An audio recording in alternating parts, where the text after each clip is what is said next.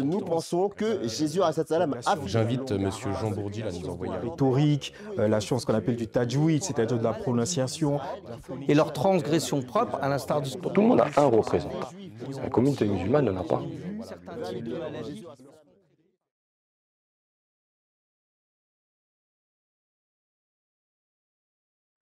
Assalamu alaikum wa rahmatullahi wa barakatuhu. Je vous souhaite la bienvenue dans notre émission Omar répond live. Le sujet d'aujourd'hui est le premier prix Nobel de la science musulman était-il athée? J'ai avec moi M. Hadi Jamal Ahmad Sahib et M. Saïd Adoui Sahib. Assalamu alaikum. Wa alaykum salam. Sans plus tarder, nous allons passer à notre première question. Ça s'adresse à vous, Hadi. Qui était le premier musulman à avoir le prix Nobel? Alors, c'était le professeur Abdus Salam. Alors, deux mots sur lui. Nous parlerons après de ses faits en sciences. Mais justement, la question de l'émission, c'est le prix Nobel de sciences musulman. Le premier prix Nobel de sciences musulman était-il athée? Et notre question, c'est qui est le premier musulman à avoir eu le prix du Nobel en sciences? Le professeur Abdus Salam était donc un musulman, mais certains vont pouvoir dire, d'accord, c'est un musulman culturel, ou bien il disait pendant la période, certains disent pour la période de l'islam, où l'islam était premier en sciences, qu'effectivement vous avez eu de grands scientifiques, mais ils n'étaient pas véritablement musulmans. On va démontrer dans cette série d'émissions que c'est faux, que c'est des musulmans pratiquants.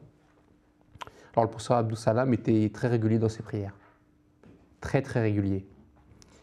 Il était toujours au premier rang dans la mosquée. Il y a un hadith du prophète sallam qui dit la grande valeur d'être au premier rang dans la mosquée. Et il assistait donc au sermon du vendredi.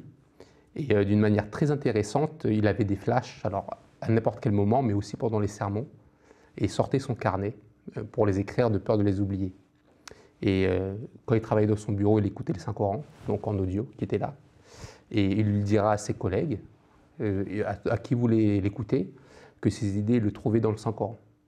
Alors il a toutes les marques d'un musulman pratiquant, et il ne cessait de le dire, mais même, il a fait par exemple un discours à l'UNESCO d'ailleurs, où il parlait de la période glorieuse de l'islam en sciences, et il insistait donc sur l'importance du Coran pour les musulmans. Donc il a montré tous les signes, et dans même diverses émissions dans lesquelles on l'a filmé, il n'a cessé d'en parler à un moment ou à un autre toujours de l'islam et du Coran. Donc voilà. Monsieur Saïd Adoui. Oui, ça me fait rappeler justement des anecdotes sur sa vie lorsqu'il était enfant, aux gens qui avanceraient l'idée que le professeur Abdus Salam, que Dieu ait pitié de son âme, était tout sauf un musulman et entre guillemets un athée. C'est faux parce que même quand il était enfant, sa mère avait l'habitude justement d'être très rigoureuse sur le fait que ses enfants, et en particulier lui, il y a une anecdote là-dessus, suivent non seulement les 5 prières quotidiennes, la lecture du Saint-Coran, mais elle avait remarqué que c'était chez lui une incroyable capacité à la mémorisation. Et elle l'a vu comment? Elle l'a vu quand elle s'est rendue compte qu'il était capable d'assimiler plusieurs parties du Saint-Coran et plusieurs chapitres du Coran, alors que ses autres frères et sœurs avaient une capacité beaucoup moins importante que lui. Donc ça montre que dès le jeune âge, le professeur Abdus Salam a eu une éducation religieuse et il était un homme très pieux. Hadi Saheb a bien dit qu'il était rigoureux dans ses prières, il insistait. Il y a aussi cette fameuse allocution lors de la remise de son prix Nobel où c'est la première fois que lors d'une cérémonie de cette ampleur-là, dans le monde académique et scientifique, un homme de surcroît musulman cite les versets du Saint-Coran, les récite devant un auditoire d'académiciens et de scientifiques et met en avant cette phrase que j'aimerais porter à la connaissance des auditeurs. Donc, au moment de la remise et de son allocution du prix Nobel, il a déclaré que l'islam est en fait la croyance de tous les physiciens qui nous inspire, nous, et nous soutient tous. Plus nous cherchons, plus notre étonnement est grand et plus de nouveaux mystères apparaissent. Voilà comment le professeur Abdus Salam mettait en avant sa foi au service de la science, mais aussi le fait que, comme l'a rappelé Hadi Saheb, il n'y a pas une seule fois, même dans ses écrits, puisqu'il a défendu énormément, je vous rappelle, pour ceux qui ne sont pas au courant de ça, qu'il a beaucoup écrit d'articles et certains livres pour montrer le passé glorieux de l'islam et en sortir une réponse ou des réponses pour la science dans le monde musulman aujourd'hui. Donc, effectivement, c'est quelqu'un qui s'insère tout à fait dans l'esprit de la religiosité de l'islam. Il était un homme pieux et les deux n'étaient pas inconciliables. Au contraire, il les menait en harmonie complète dans ses recherches, dans son attention et dans son amour pour la recherche de la vérité. Donc, si je comprends bien, est-ce que ça a pu influencer son... Enfin, est-ce que c'était sa source d'inspiration pour ses suites, enfin pour ses études qu'il a pu faire Oui. en Alors, il y a Israël? quelque chose de très intéressant, mais on en parlera certainement plus tard, mais pour rapidement. Un des cœurs de ce qu'il a poursuivi, c'est ce qu'on appelle en physique la symétrie. Et d'ailleurs, le professeur Abdus Salam était un des grands pionniers de la symétrie, notamment en physique. Ce qui est très important à comprendre dedans, c'est qu'aujourd'hui, c'est la colonne vertébrale de la physique théorique moderne, la symétrie. La symétrie, concrètement, ça parle de quoi? En réalité, c'est que dans le monde, il y a des constantes. Il y a des choses qui ne changent pas. Par exemple, si je vous prends l'ordinateur là, si je le tourne comme ça, c'est toujours le même ordinateur. De la même manière, en fait, en physique, et les mathématiques ont contribué à formaliser ça, il y a des constantes, il y a des symétries. Ce qui est très intéressant, le Saint-Coran est rempli de symétries. Quand Dieu fait des similitudes entre lui-même, par exemple, Dieu dit de lui-même qu'il est la lumière des cieux et de la terre, il fait une comparaison. Donc là, on parle de symétrie, mais Dieu lui-même, dans le Saint-Coran, il dit qu'il a tout créé par paire. Ça, c'est très important pour les découvertes du professeur Abdus Salam. Il s'est servi de ça pour gagner son prix Nobel, pour, fusionner en fait, deux lois qu'on pensait fondamentales de la physique, on en reparlera après. En fait, la force électromagnétique et la force nucléaire faible qui tient les atomes, il les a réunis en une. Mais comment est-ce qu'il l'a fait? Justement, à travers ce concept coranique de la symétrie. Et ce qui est très intéressant, Dieu, donc, on a dit dans le Saint-Coran, il dit qu'il a tout créé par paire, mais il dit aussi d'autres choses qui sont très intéressantes pour ce sujet de symétrie. Dieu dit qu'il ne change jamais sa manière de faire. Dieu dit qu'il aime ceux qui sont constants. En islam, de quoi est-ce qu'il s'agit quand Dieu crée l'homme? Il s'agit de créer un être qui va refléter les attributs de Dieu, donc être comme Dieu. S'il demande à l'homme d'être constant et que lui-même il agit de manière constante, on voit que dans la nature qu'il a créée d'ailleurs, il y a des choses qui sont constantes. C'est le sujet du professeur Abdus Salam. Donc les études et les découvertes du professeur Abdus Salam sont en parfaite conformité avec les enseignements du Coran sur la symétrie. Ça, c'est un exemple. D'accord. Donc j'enchaîne avec ma future question. Ah, pardon, excusez-moi. Excusez-moi, allez-y. Excusez-moi. Donc sa source d'inspiration, c'était très large. En islam, et particulièrement en islam, toute vérité est la vérité, d'où qu'elle vienne, premièrement. Et en islam, je crois que c'est le Saint Prophète sallam qui l'avait dit que, dans un hadith, mais ça je cite de quelque chose que j'ai entendu. Il faudra retrouver la référence effective. Que la connaissance, c'est le trésor du croyant. C'est-à-dire, peu importe où il est, s'il la trouve, eh bien, en fait, ça lui appartient aussi. C'est la propriété perdue du croyant. Du croyant. La sagesse, oui. Ouais. Donc, le croyant, qu'est-ce qu'il fait? Bien sûr, il utilise le Saint-Coran et toutes les analogies et les enseignements qu'il y a dedans. Il y a 750 versets du Coran, le professeur Abdus Salam aimait le répéter. Au moins 750 versets du Coran qui demandent d'étudier la nature, les similitudes de la nature, d'utiliser le raisonnement, et que ça mène à Dieu. Et non seulement ça mène à Dieu, l'enseignement du Coran, en fait, il a deux facettes. Les mêmes enseignements qui mènent à Dieu sont aussi utiles à l'homme matériellement. Le même Dieu, en fait, qui a donné la révélation, c'est le même Dieu qui a créé le monde physique. Et en vérité, le Coran a ces deux facettes, où chaque enseignement a une valeur spirituelle, mais aussi, un apport matériel. Et certainement, probablement, dans l'autre monde, on se rendra compte que les deux sont la même chose, deux faces d'une même chose.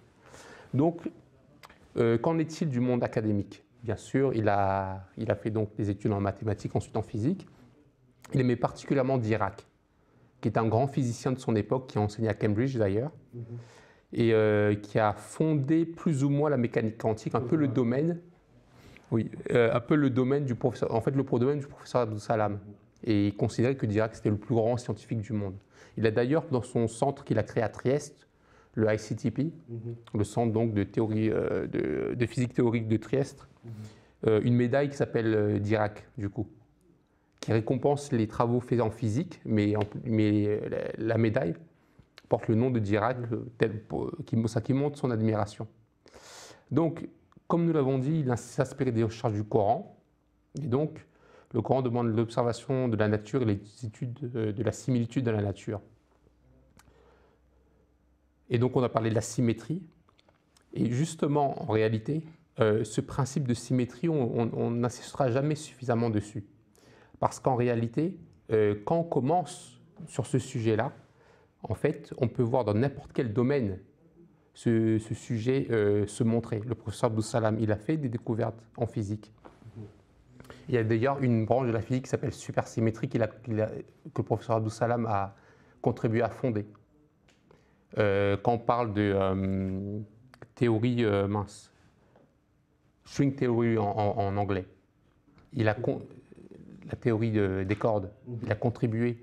Mais tout ça, ça vient de ce concept coranique de symétrie. Et il est très important de le souligner. Le modèle standard de la physique moderne, le modèle qui explique aujourd'hui comment fonctionne la physique en général, en fait, il est basé encore dessus. Donc on ne peut pas, il faudrait peut-être plus tard, à l'avenir, quand j'aurai fait des études en physique, reparler de ce sujet-là. Voilà. En tout cas, ça a une très grande source d'inspiration pour le professeur Abdus Salam.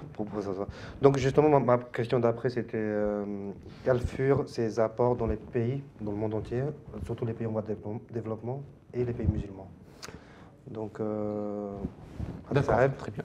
Alors, je vais répondre à ça. Du coup, d'abord pour le monde académique, il a été central donc dans la physique moderne. Il a été la pierre angulaire de la physique moderne qu'on connaît aujourd'hui. Justement, on appelle ça, c'est après sa découverte qu'on a parlé de modèle standard de la physique, comme nous venons de le dire. Et donc, on vient de le dire, plusieurs parties en fait, de la physique moderne majeure ont été fondées par lui. Et souvent aussi avec d'autres personnes qui ont travaillé avec lui. Mais c'est très intéressant qu'à chaque fois, on voit son nom apparaître. Donc, nous l'avons dit, la théorie quantique des champs, la Quantum Field Theory, il était là, c'est un contributeur majeur. La supersymétrie, la théorie des cordes. Et ce qui est très intéressant, c'est qu'il a créé un centre de recherche théorique. Il souhaitait en réalité que les jeunes, particulièrement du tiers-monde, et typiquement les jeunes musulmans, perdent ce sens d'infériorité qu'ils ont en sciences. Et pour cela, il a créé un centre, parce que lui, il a eu ce problème de ne pas pouvoir réellement faire de la physique au Pakistan. Alors, une des raisons académiques, c'était que les universités, notamment l'université de Lahore où il a enseigné, n'étaient pas intéressées par ces sujets-là, ne comprenaient même pas le sujet. Et le deuxième problème, c'était qu'il était de la communauté musulmane Ahmadiyya et qu'il y avait une opposition religieuse. Il avait ces deux problèmes-là. Mais alors, du coup, quand il a créé ce centre, il a essayé, en fait, d'inviter les grandes puissances pour aller vers cet objectif, en fait, d'aider le monde entier, pas seulement les pays développés, mais le monde entier à avancer dans la science. Les États-Unis n'étaient pas intéressés, ni l'Union soviétique, la Russie particulièrement, ni la France, ni le Royaume-Uni. Aucun d'eux n'était intéressé pour le développement scientifique du monde en développement. C'est très intéressant de le souligner là parce que ça interpelle. Mais par un concours de circonstances et aussi dû à, pour nous, bien évidemment, c'est la providence, c'est l'aide de Dieu. Par un concours de circonstances, il a pu proposer cette idée-là et l'Italie a répondu à l'appel. L'Italie lui a dit qu'il pourrait l'installer, il pourrait être financé pour ce centre-là, à condition que ce soit en Italie. Et il se trouve qu'à cette époque-là, en Italie, il y avait une autre personne qui souhaitait faire venir, revivre sa ville à Trieste.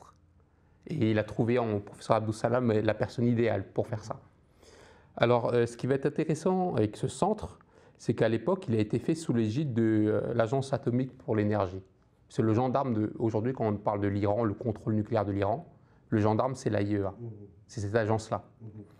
Du coup, c'est cette agence-là, sous cette agence-là, qu'il a créé le centre. Mais au bout de quelques temps, pour des raisons qu'on parlera une autre fois, c'est l'UNESCO qui a repris le relais. C'est l'agence onusienne qui s'occupe donc de la science et de la technologie. Plus tard, bien plus tard, l'AIEA reviendra. Et il y a une coopération de ce centre du professeur Abdou Salam donc, avec le programme Atom for Peace, c'est-à-dire l'encadrement du nucléaire pour des raisons civiles. Donc c'est une intuition importante dans le monde en réalité, aujourd'hui. Ce centre a aidé au moins 140 000 personnes, dont au moins 10 000 Africains. Regardez le principe, ce qu'a imaginé le professeur Abdou Salam. Lui, il n'a pas pu rester dans son pays. Et il souhaitait que les cerveaux des pays en développement puissent venir dans le centre quelques mois pour se former, pour suivre, aussi pour réseauter avec d'autres personnes et revenir dans leur pays, remis à jour, rafraîchis, donc, par ces échanges scientifiques. Et donc là, on parle donc, comme je l'ai dit, de 140 000 personnes. Et il est très intéressant de voir que la Chine a une initiative commune avec la ICTP et qu'une des meilleures universités chinoises donc, a créé un ICTP donc, en Chine. Pour montrer, pour moi, ce que ça m'inspire, c'est que la Chine remercie le professeur Abdou Salam pour les avancées scientifiques qu'elle a faites. J'ai beaucoup parlé de ça, mais j'avais cru comprendre, parce que j'ai vu le documentaire, je pense comme beaucoup de gens sur Netflix, qui expliquait la vie de professeur Abdou Salam. Et je pense qu'il a aussi travaillé pour deux organisations au Pakistan. Oui, tout à fait. Le Suparco, je pense, et la commission pakistanaise pour l'énergie atomique. Je ne sais pas si vous voulez rajouter quelque chose là-dessus. Non, je voulais rebondir justement sur ce que Hadi Saïb disait, c'est que pour se rendre compte en fait quelle est l'importance du professeur Abdou Salam, il faut le reconstituer aussi dans le monde académique pour voir en fait ce qu'il a apporté au niveau des pays en développement. Alors professeur Abdou Salam, comme ça peut paraître un nom qui ne dit rien à personne, malheureusement, mais il faut se rendre compte que c'est quelqu'un qui a eu des distinctions en plus du prix Nobel.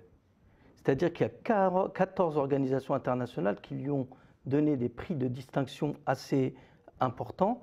Et le Conseil de l'Europe l'a donné aussi. C'est un prix qui s'appelle le développement de la coopération scientifique internationale qui a été donné au professeur Abdou Salam. Il a été aussi nommé docteur honoris causa dans plus de 40 universités dans les 5 continents. Donc c'est important qu'on replace docteur Abdou Salam à l'échelle de ce qu'il a apporté dans le monde par rapport aux distinctions. Peu de physiciens en fait, du XXe siècle peuvent se targuer d'avoir autant de distinctions. Et quand je dis peu, c'est qu'il n'y a eu que 3 de ses prédécesseurs ou des gens qui sont aussi distingués. Vous avez le grand célèbre Albert Einstein, Ernest Rutherford et Niels Bohr.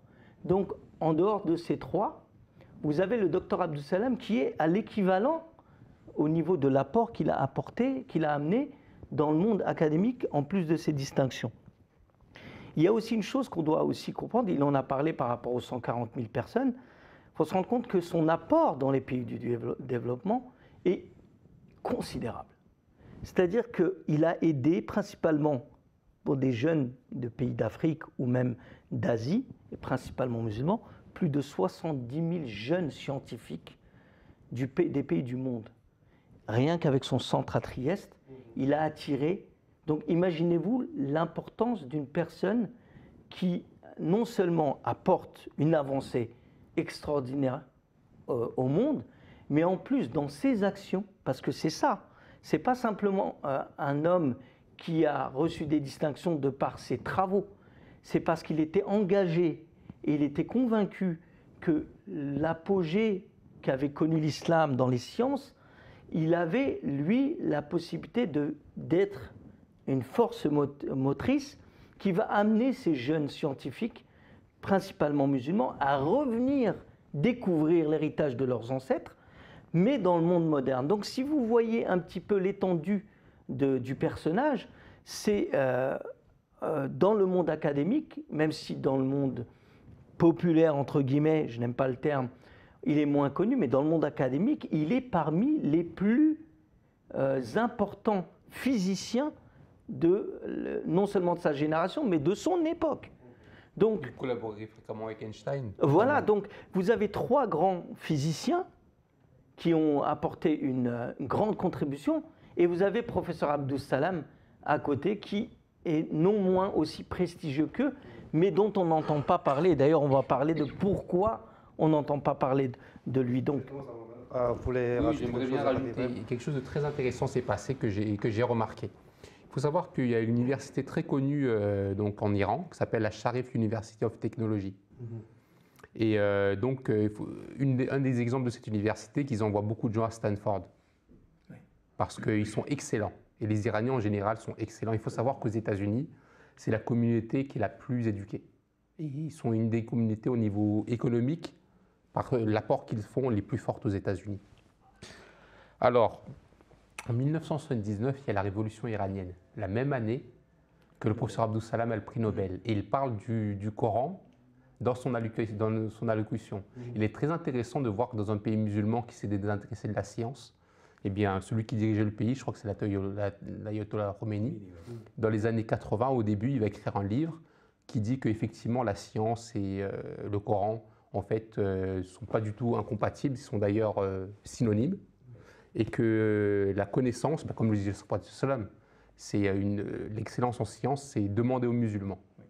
Mais c'est très intéressant de voir que ça s'est arrivé après que le professeur Abdus Salam ait eu le prix Nobel. Il faut savoir que l'Iran est voisin du Pakistan. Et ils ont pu voir le développement scientifique et technologique du Pakistan, fait par le professeur Abdus Salam. Et il faut savoir que de l'autre côté de l'Iran, un autre voisin est la Turquie, qui sont aujourd'hui les 2 pays montants dans le monde en sciences. Ben, c'est l'Iran et la Turquie. Et c'est la véritable raison qu'on les voit dans les journaux, en dehors des sujets dont on entend parler. C'est à cause de la montée aussi économique pour la Turquie. Mais la véritable aussi, deuxième raison, c'est la montée scientifique. Ce sont 2 pays qui deviennent des scientifiques majeurs, ce qui change la face du monde en réalité. Ce qui se passe avec la Turquie et l'Iran aujourd'hui change le monde entier. Et c'est très intéressant donc de voir que le professeur Abdus Salam a sillonné le monde entier, spécialement les pays du tiers-monde, mais notamment ces 2 pays-là. Et il est tout à fait probable que ces 2 pays-là sont juste des pays qui l'ont écouté. Voilà. Et on voit le résultat. Mais dans ce cas-là, pourquoi il était alors considéré comme non musulman? Alors ça, c'est une question religieuse. Il est très intéressant de voir en fait ce qui se passe. En réalité, c'est l'interprétation de l'islam de la communauté Ahmadiyya. Il est là le point d'achoppement. On a fait une émission la semaine dernière donc, sur ce qui s'est passé dans l'histoire de l'islam et en général dans l'histoire des religions, sur comment est-ce qu'il se fait qu'en réalité, il y a des moments où les religieux deviennent intolérants. On a démontré que ce n'est pas seulement la religion, c'est dans n'importe quel domaine. On peut avoir des athées intolérants, des laïcs intolérants, des intolérants dans n'importe quel domaine, des végétalistes intolérants, enfin végétariens, enfin tout ce qu'on veut. En réalité, ce qui se passe pour le cadre en fait de la religion, pour parler des musulmans, qu'est-ce qui se passe? À l'époque, quand un prophète vient, notamment le prophète sallallahu alayhi wa sallam, quand un prophète vient, et d'ailleurs c'est expliqué en fait par le 4e calife de la communauté Ahmadiyya dans son livre Révélation et rationalité, c'est que en réalité, quand un prophète vient, il porte en lui-même en fait la religion et la rationalité. Ces suivants qui ne comprennent pas forcément tout en science, ils voient en fait par l'observation ce qui se passe. Et quand il y a des miracles, nous qu'on explique comme étant dans les lois naturelles de Dieu, peut-être des lois qu'on ne connaît pas. On ne connaît pas encore toutes les lois. Un exemple de ça, peut-être qu'à l'époque, ils ne connaissaient pas le magnétisme. Ils diraient que c'est surnaturel, mais ce n'est pas surnaturel, c'est dans les lois. Peut-être qu'aujourd'hui encore, on ne connaît pas toutes les lois de Dieu. Eh bien, quand il y a un prophète, en réalité, il résout ce problème de la religion et de la rationalité. Parce que ces suivants qui le suivent, ils voient les preuves qu'il est véridique. Et quand il y a des choses qui se passent, il y a ce prophète-là pour leur expliquer ce qui est en train de se passer. Le problème ensuite, c'est que quand le prophète il est parti, il y a peut-être pendant un moment des successeurs véridiques qui règlent les mêmes problèmes. Mais si on a comme dans l'islam, malheureusement, comme on l'a vu après le 4e calife de l'islam, il n'y a plus cette personne-là, il ne reste que les individus, avec leurs propres interprétations, leurs propres visions, leurs connaissances scientifiques limitées. Et là, ils ont un problème. Il y a la religion et la rationalité. Maintenant, c'est à eux de régler ces problèmes-là. Il y en a qui ont des connaissances limitées religieusement, il y en a qui comprennent avec leur propre vision, ils sont sûrs d'eux, mais en fait, ils comprennent que partiellement la religion et la science. Et la science, au fil du temps, en fait, il y a des réinterprétations, alors qui annulent pas forcément ce qu'on a compris avant, mais qui parfois l'annulent, ça c'est une chose, mais qui parfois seulement le complètent ou on change la vision. Un exemple, c'est qu'il y avait Newton qui a fait donc sa loi sur l'attraction, la gravité, etc. Mais en réalité, c'est vrai à des vitesses plutôt basses par rapport à la vitesse de la lumière. Si on s'approche de la vitesse de la lumière, c'est plus tout à fait correct. Aujourd'hui, avec Einstein, on a quelque chose de plus complet, mais ça n'annule pas la connaissance précédente. Ce qui se passe, c'est simplement que ça la complète. Disons que dans un cadre particulier, dans un espace particulier, quand on prend la voiture, les lois de Newton sont suffisantes, même si elles ne sont pas tout à fait correctes. Alors ce qui se passe donc, c'est aux musulmans, quand le prophète part, et ses successeurs désignés, de faire donc ce travail. Et qu'est-ce qui se passe à ce moment-là? On a donc des gens intolérants qui prennent leur espace. Et ils disent que c'est nous qui avons raison. Et à ce moment-là, on a donc malheureusement des gens qui commencent à prendre une place qui ne sont pas les leurs. Malheureusement, ils prennent une place qui ne sont pas les leurs, ils commencent à désigner, alors que le prophète sallam l'a interdit.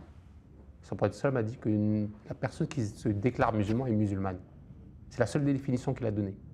Celui qui récite la shahada, la déclaration de foi.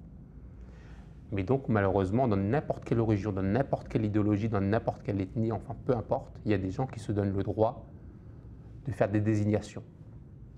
Pour le professeur Abdou Salam, malheureusement, et notamment au Pakistan, il y a des chefs religieux qui ont, suivant la doxa, je dirais, générale parmi les musulmans, ont décidé que, d'après de ce qu'ils ont compris de l'islam, et ils s'arrogent le droit de dire que ce qu'ils ont compris de l'islam est l'islam, le professeur Abdou Salam n'est pas musulman.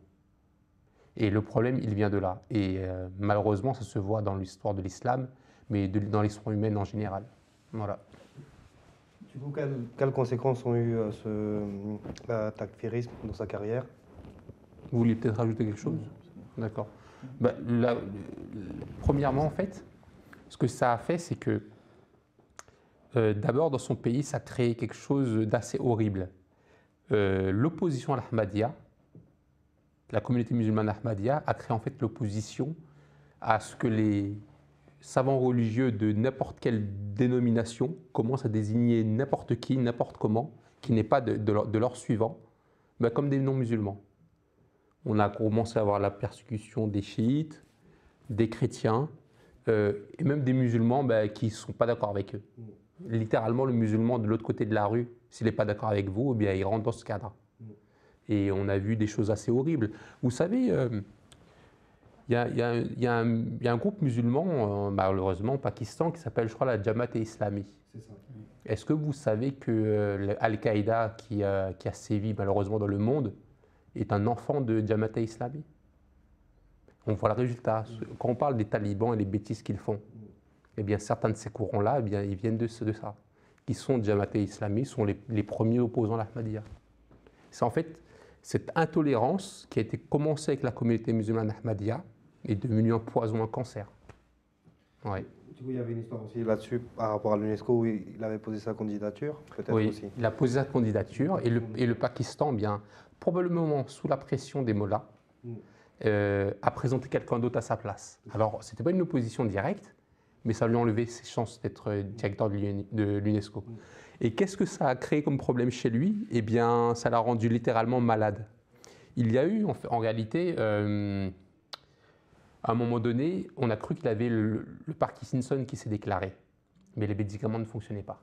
On a fini par diagnostiquer, il a essayé de voir les spécialistes un peu partout, aux États-Unis notamment. La paralysie supranucléaire progressive, c'est quelque chose d'assez horrible.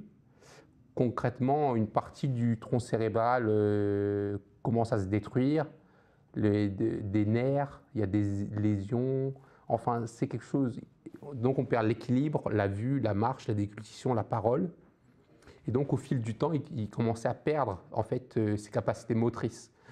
Sa secrétaire à l'UNESCO dira qu'il commençait à devenir indéchiffrable et qu'elle a commencé à signer à sa place, et qu'aujourd'hui encore, elle pourrait signer à sa place.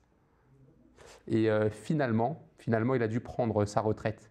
Mais il y a quelque chose de très triste à ce sujet, le prix Nobel Steven Weinberg, qui était aussi son ami, avec lequel il a eu le prix Nobel justement, eh bien, est venu le voir notamment peu de temps avant sa mort à Oxford, là où il habitait, le professeur Abdus Salam. Et il disait qu'il était très peiné de le voir si diminué, alors que c'était quelqu'un de charmant et quelqu'un de très imposant. Pour Abdus Salam, il faut savoir qu'il était quelqu'un qui, dans une salle, parmi des centaines ou des milliers de personnes, on le voyait immédiatement. Et il pouvait parler avec n'importe qui, des chefs d'État, peu importe. Par exemple, quand il présente son projet à Trieste, il parle, mais devant des officiels du plus haut niveau des plus grands pays du monde. Et il parle, on le voit seulement lui au milieu de la table. C'est ce genre de personne. Et la grande tristesse de voir que quand il est venu le voir juste un peu avant sa mort, ce que cette opposition en fait, de ces bigots ont fait envers lui, c'est qu'il pleurait tout le temps. La personne est venue le voir, donc ce prix Nobel, et il voit son ami qui ne peut pas s'empêcher de pleurer. Il y a un serment au cœur à avoir, quoi. Je veux dire, je crois qu'il y a peu de gens dans l'histoire qui ont été aussi maltraités. Ouais. Oui, ce qui est d'autant plus malheureux qu'on parlait d'excommunication faite par les soi-disant tenants d'un islam véridique. Et ce qu'il faut se rendre compte que même les officiels musulmans, en coulisses, saluaient le professeur Abdus Salam. On a des cas où il a rencontré des grands dirigeants comme le roi Hassan II, où on a salué justement son apport. Et ce qui est extrêmement gênant, c'est que d'un côté, vous avez le monde occidental où on a quasiment, peut-être sur quelques exceptions près, on a une quasi-gêne quand il s'agit de parler de religion et en avançant ses découvertes scientifiques. C'est le cas de grands scientifiques comme Albert Einstein ou d'autres.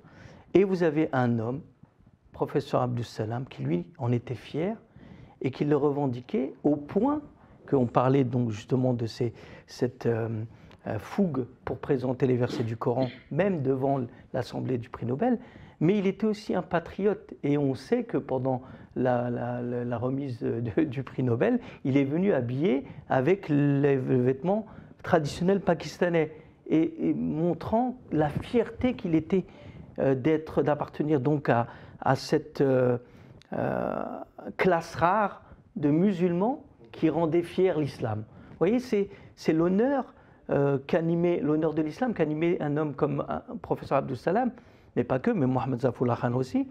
Donc on a toujours dans cette communauté des gens qui sont fiers et qui mettent en avant leur connaissance de la religion, leur piété, qui était reconnue même par les gens qui étaient proches d'eux, au service de leur recherche scientifique et au service aussi de leur engagement pour la promotion de la paix, pour la promotion de l'élévation de l'instruction et de l'excellence, de l'apport de l'excellence dans les pays du tiers-monde.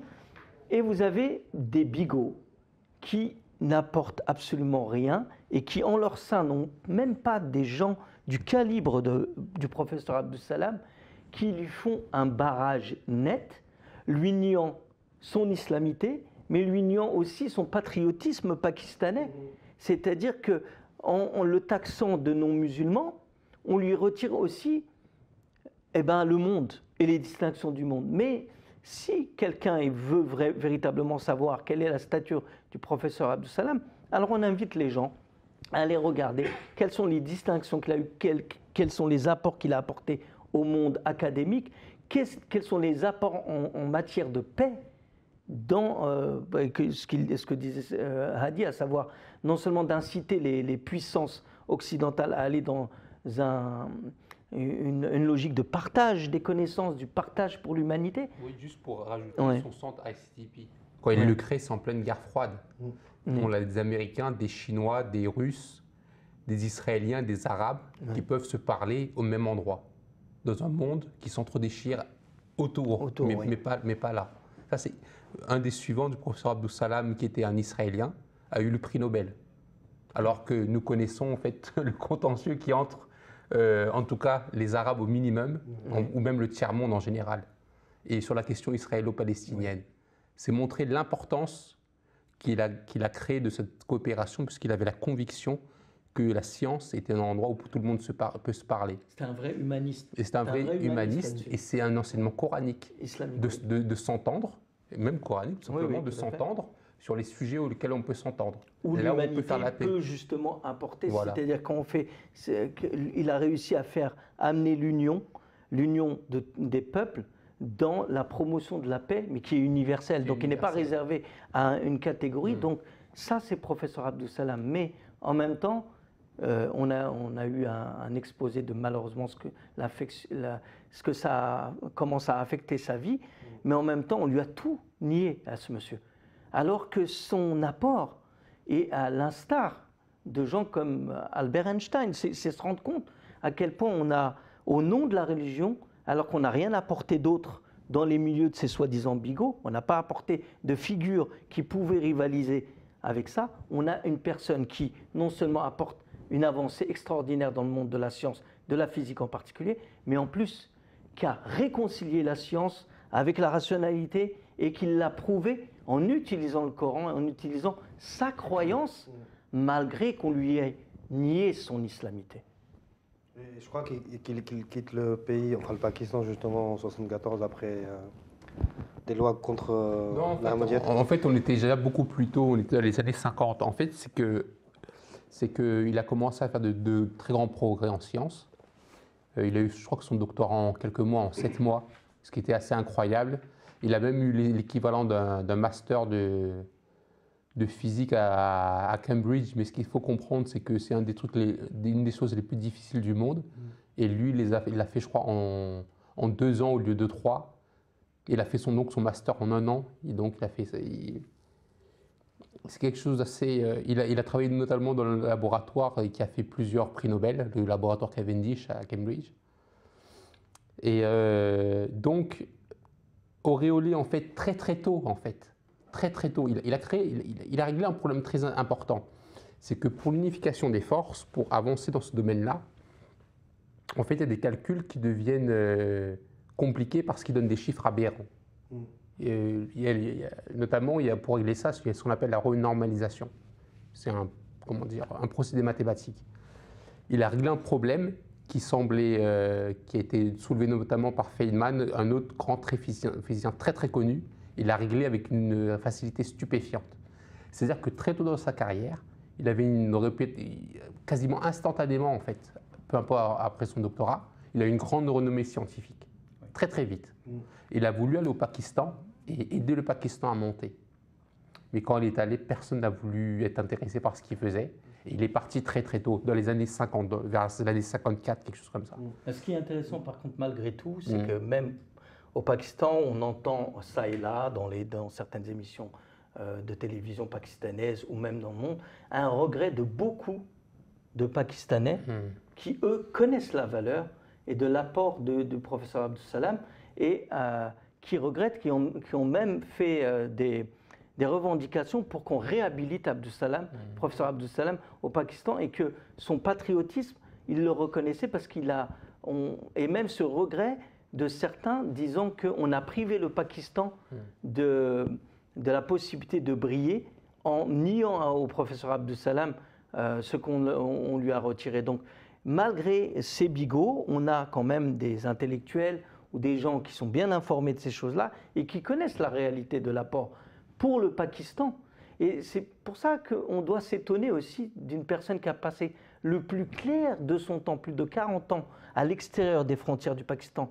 Mais pendant une grande partie de cette période, il a été conseiller. Mais c'est en même temps quelqu'un qui a gardé un attachement à sa patrie.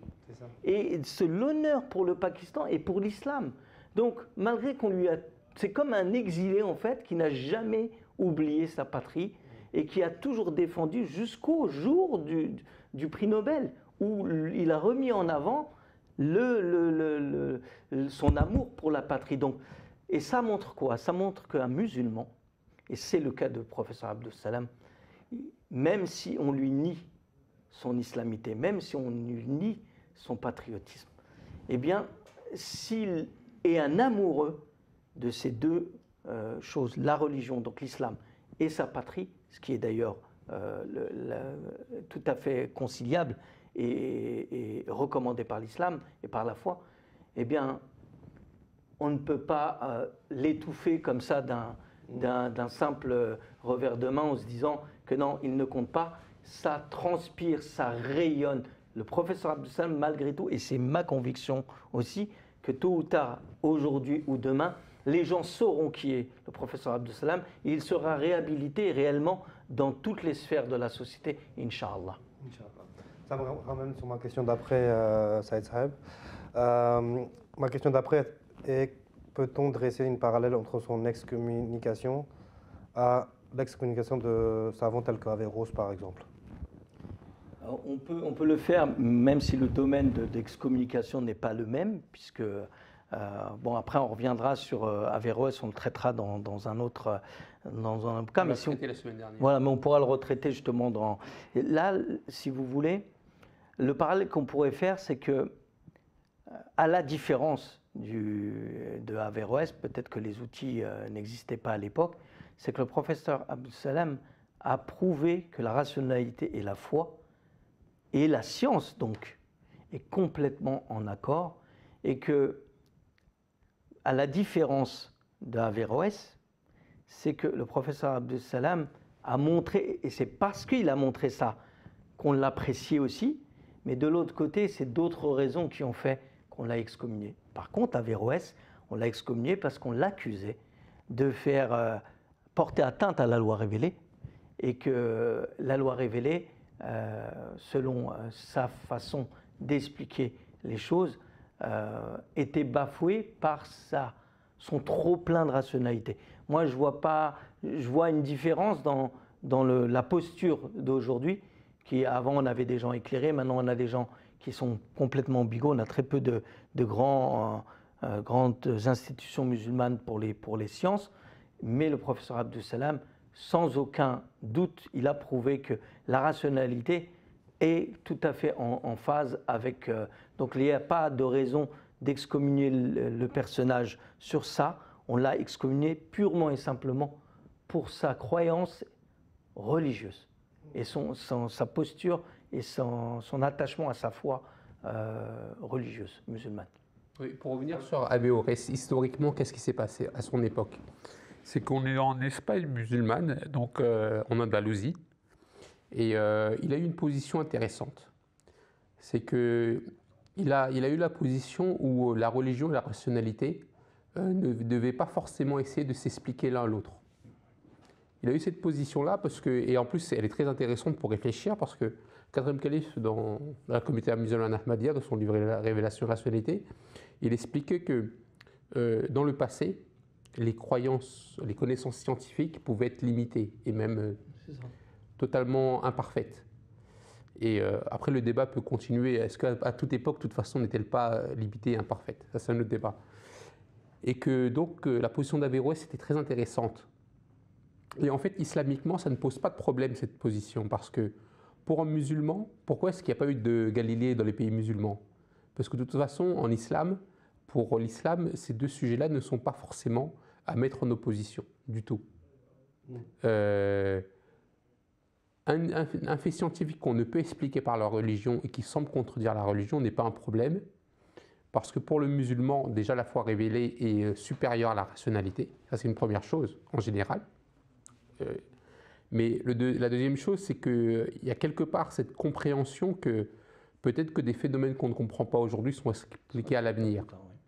Et qu'au final, on verra qu'il n'y a pas de problème avec la rationalité. Mais du coup, cette position d'Averroès, il y a eu, notamment dans Révélation et rationalité, l'explication de quelqu'un chez les chrétiens qui ont eu les mêmes positions.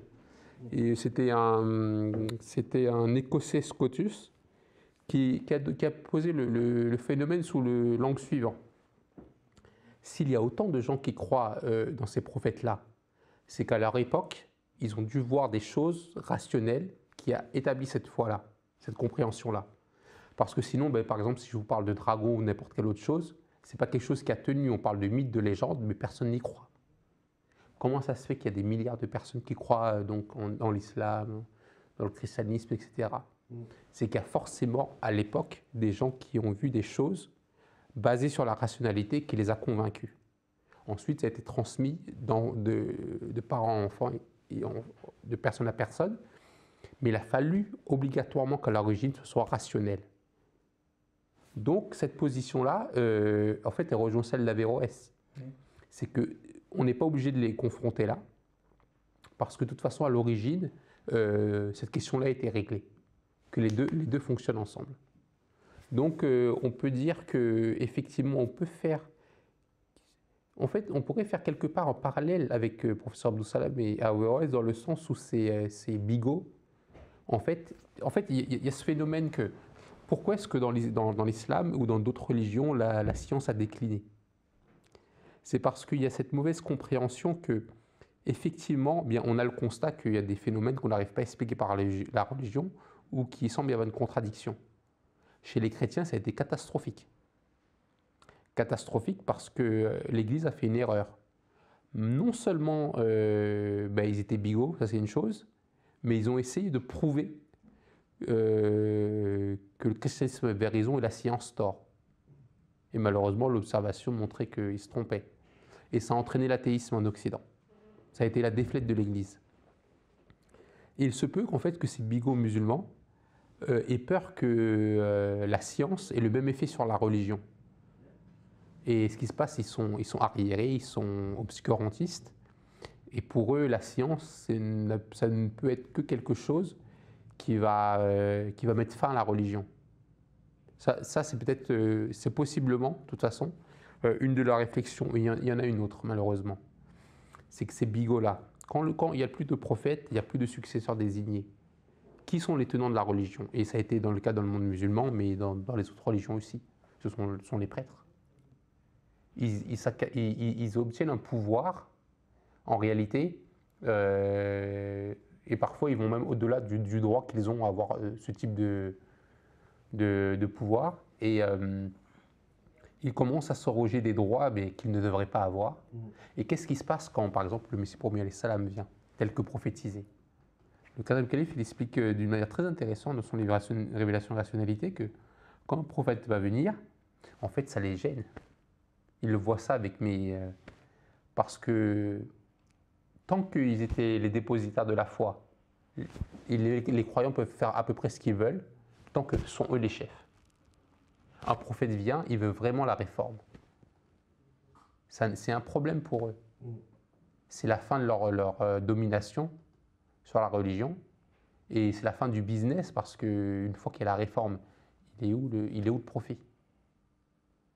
Et pourtant, dans l'islam, eh bien, Dieu condamne, et le prophète sallam le dit, condamne très très sévèrement ceux qui utilisent mal les deniers publics. Mais on a malheureusement ce cas-là, il faut en parler. Il y a une question matérialiste derrière. Il y a quelque chose très très intéressant à ce sujet-là. Dans son livre, je crois que c'est Real Revolution, du deuxième calife de la communauté Ahmadiyya. Il explique en fait l'origine des différentes civilisations. On reviendra dans une autre émission, c'est une longue discussion. Mais ce qu'il y a de très intéressant, il explique dans ce livre-là que le matérialisme est l'origine du nationalisme. C'est très intéressant pour notre discussion parce qu'on ne peut pas évacuer cette question en fait, de ce qui se passe aujourd'hui dans les pays musulmans et dans le monde entier. Dans le monde entier. C'est que le matérialisme qui a pris le monde, comme n'importe quelle religion, plus on s'éloigne du prophète, plus malheureusement le matérialisme reprend de vigueur et devient dominant. C'est que quand ce matérialisme monte, eh bien, en même temps, ces tendances, je veux dire, nationalistes de pouvoir, de gouvernance montent en même temps. Cette bigoterie qu'on voit mais qui est aussi mêlé de nationalisme dans ces pays. C'est pour ça que, eh bien, pourquoi est-ce qu'il n'y a pas une unification du monde musulman sous la bigoterie? Il ne peut pas, parce que chaque pays, chaque localité, chaque clan, chaque mollah, il veut qu'on le suive lui. Il n'y a pas d'unification possible. Et on voit cette bigoterie mêlée de nationalisme. Et donc c'est intéressant de voir ce parallèle. Pour Saad Abdus-Salam, on lui reconnaît plus sa religion et en même temps plus sa nationalité. Ça marche ensemble.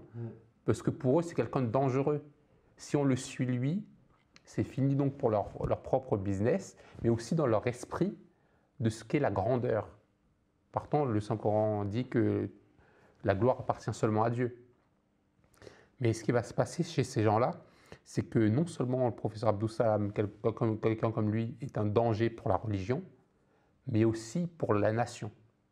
Et ce genre de manière de penser, on peut le retrouver chez un Éric Zemmour. Pourquoi un musulman est selon lui dangereux? Il le dit lui-même, parce que les musulmans ne sont pas corrompus. C'est ce qu'il veut dire, les vrais musulmans, hein, on ne parle pas des faux. Mais il reconnaît aux musulmans bien l'attachement à la famille qu'il ne reconnaît plus aux Français d'aujourd'hui, au père, à la mère qu'il ne reconnaît plus aux Français d'aujourd'hui. Il le dit malheureusement, enfin heureusement ou malheureusement. Et en fait, quand il décrit ça, il faut comprendre ce qu'il raconte.